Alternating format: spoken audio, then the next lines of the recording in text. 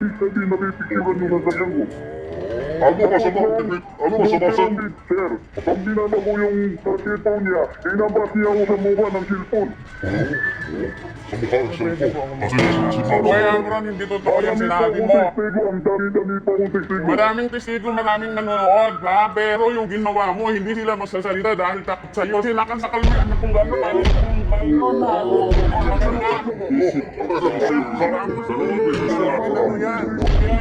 Hindi pa kami nakararalaga. Eh kung namatay yung anak ko, ilang beses mo yung ginawa yan. Sinungaling ka, sinungaling. Sinungaling ang mga tao hindi nagsasalita dahil takot sa'yo. Tinatakot mo. Ganun pinagkamit sa ano ko kayo, ikaw kadukot. Easy. Porque alam mo, apat lang kami sa bahay, puro babae. Ang normal pa yung kasama namin isa, kaya kami tinatakot lagi. Ang bahay namin, butas-butas ang bintana. Okay, kagawa. Ako, ma'am. Sir.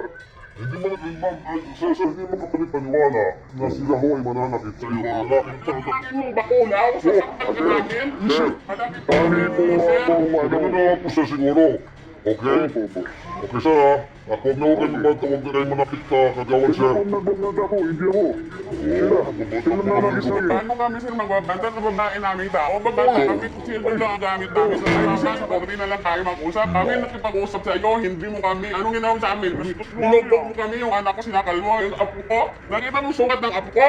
Anong sabi mo? Gumugulong-gulong yung bata sa ano, wala kang pakialam. Dapat ko, ganito po yun.